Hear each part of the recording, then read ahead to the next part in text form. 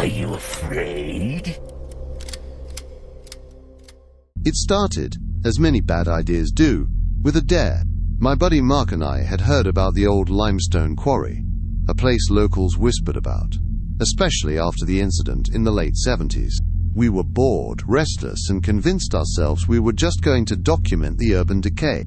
In reality, we wanted a thrill. Mark, always the more adventurous one, was practically bouncing with excitement. Come on, dude, it'll be epic. Think of the photos. He had this infectious energy, and I, being slightly more cautious, usually ended up being dragged along for the ride. This time, I had a particularly bad feeling, but I brushed it off. The entrance was a jagged, man-made cut in the rock face, barely wide enough for us to squeeze through. Inside, the air was instantly colder, thick with the smell of damp earth and something else, something metallic and vaguely unpleasant. Our flashlights cut through the absolute darkness, revealing the raw, unyielding rock. We spent the first hour exploring the open-air pits, massive depressions in the earth where the limestone had been extracted. Old, rusted equipment lay scattered like forgotten toys. The water at the bottom of these pits was unnervingly still, reflecting the grey sky like polished obsidian. Then we found the tunnels. They branched off from the main pit, dark arteries leading deeper into the earth.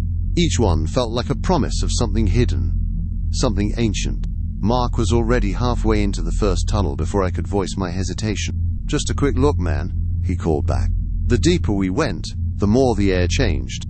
It wasn't just cold anymore. It was heavy, suffocating. There was a faint, cloying smell, like stagnant water that had been trapped for years. Our footsteps echoed unnervingly, each sound amplified in the subterranean silence. Suddenly, Mark stopped dead. He was about 50 feet ahead of me, his flashlight beam pointing into a wider cavern. I heard him call my name, his voice a low, excited whisper. "Dude, you gotta see this." I quickened my pace, a mixture of curiosity and growing unease churning in my stomach. When I reached the cavern, my breath hitched. There, in the dim glow of our flashlights, stood a great pale slab. It was upright, but leaning slowly, precariously against the far wall. Its skin, if you could call it that, was grey and ashen, completely devoid of any warmth. One entire side was smooth, devoid of any discernible limbs, while the other seemed to have something like appendages, barely defined. But what truly made my stomach clench was the swarm. Flies, hundreds of them, buzzed around the slab, a dark, shifting cloud that seemed to cling to its surface. And the smell. That stagnant water smell was overwhelmingly strong here, mixed with something else, something fetid and sickly sweet. Mark, for once, was speechless. His usual bravado had evaporated, replaced by a look of pure dread.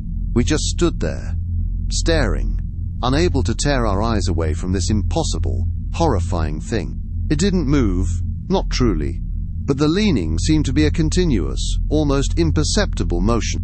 What is that?"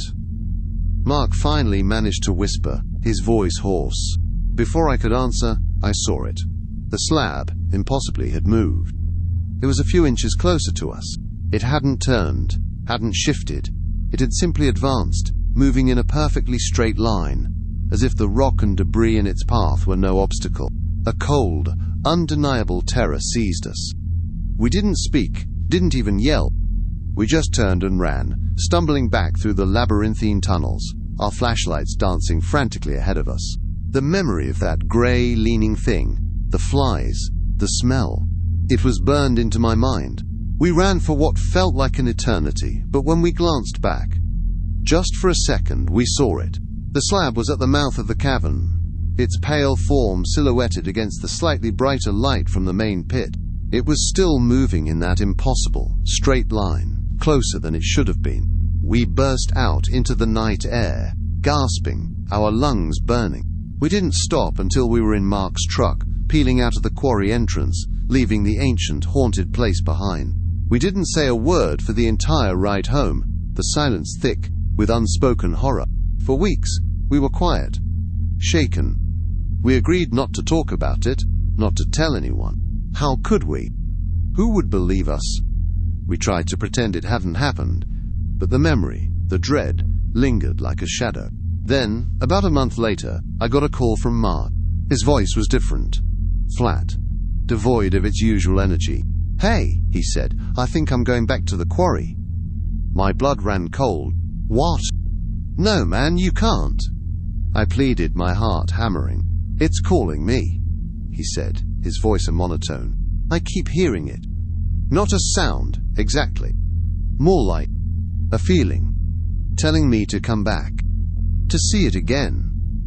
I tried to argue, to reason with him, but it was like talking to a brick wall. His voice was oddly calm, strangely distant. I raced out to the quarry, my own fear overriding any rational thought. His truck wasn't there. The gate, which we'd carefully closed, was ajar. I knew, with a sickening certainty, that he had gone back in. I couldn't just leave him, so I grabbed my most powerful flashlight and plunged back into the darkness. "Mark!" I yelled, my voice cracking, the sound swallowed by the vastness of the tunnels. "Mark, where are you?" I followed the familiar path, my heart pounding a frantic rhythm against my ribs. The stagnant water smell was back, stronger this time. I found the cavern. The slab was there, in the center now, its slow, relentless leaning making it seem almost alive. The cloud of flies around it was denser, a living shroud. But Mark wasn't there. I swept my light around the cavern, desperately searching.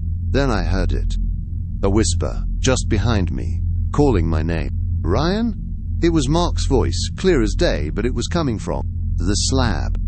I spun around, my flashlight beam shaking violently, and that's when I saw it, truly saw it.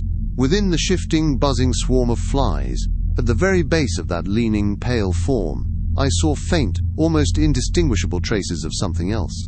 Small, fleshy fragments, like flecks of human skin, slowly being absorbed into its grey, ashen mass. It was never the one being hunted. It was waiting for someone to find it.